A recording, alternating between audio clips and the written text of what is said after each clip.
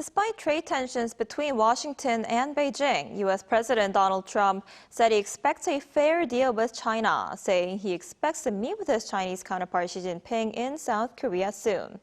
He also highlighted the success of his tariff policies, citing trade negotiations with South Korea, Japan, and the European Union. Our Seung-jae reports. U.S. President Donald Trump has expressed optimism about upcoming trade negotiations with China, saying he expects to meet Chinese President Xi Jinping in South Korea soon to discuss a wide range of issues.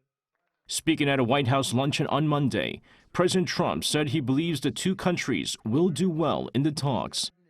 The remarks come as President Trump moves to impose an additional 100% tariff on Chinese goods starting November 1st.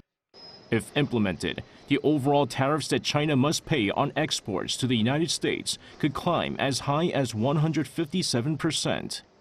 The measure follows Beijing's decision to tighten export controls on rare earth materials, which Washington sees as a strategic challenge to global supply chains.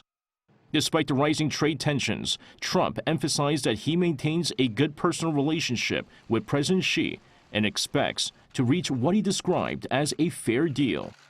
He said he hopes both sides can benefit, but stressed that any deal must be fair. The U.S. leader added that a meeting with President Xi would be very successful, noting that global attention is focused on the upcoming talks. Still, Trump acknowledged that there remains a chance that the meeting might not happen, saying that if someone were to call it off, it would not be due to hostility, but rather part of the business process.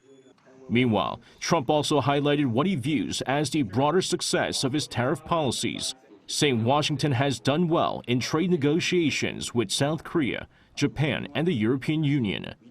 He argued that the use of tariffs has strengthened America's negotiating position, helped reduce trade deficits, drawn in new foreign investments, and boosted domestic manufacturing.